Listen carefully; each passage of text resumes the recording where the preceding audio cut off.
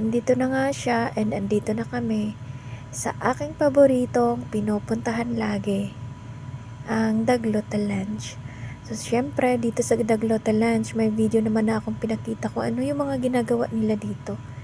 So, yung papagawa ng ate ko dito is embroidery. Kasi pangit to gumawa sa Taiwan, so dito niya napili. And ito na nga yung sinabi ko na dito din ako nagpagawa dati sa aking mukha.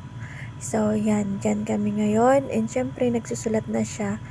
Bago kayo pumasok dyan, mag-ano muna kayo sa customer service nila.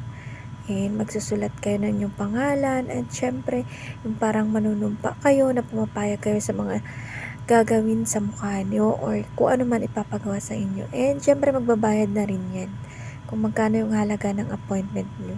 And habang nag-aantay kayo dito, kasi nga maraming customer dyan, kailangan magpapa-appointment kayo bago kayo pumunta dyan. Hindi sila nagkikater ng mga walk-in.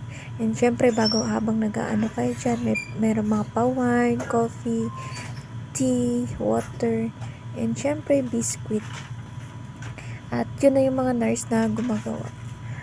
At ito na nga din, pagkatapos namin doon, pumunta kami at dumiretso kami sa baba. Meron doon McDonald's kasi inaantay namin yung sasakyan para sunduin kami.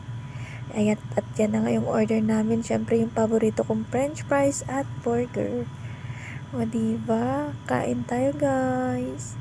And syempre habang nag-aantay kami dyan, sobrang lakas ng ulan. Walang mapagparkingan. Kaya hindi na nakakain yung kuya ko. And doon na nga lang kami sumakay sa unahan ng Daglota Lounge. Sarap talaga ng burger ng McDo. Kaya yan lang, ito lang yung video namin for today and see you on my next one. Babush!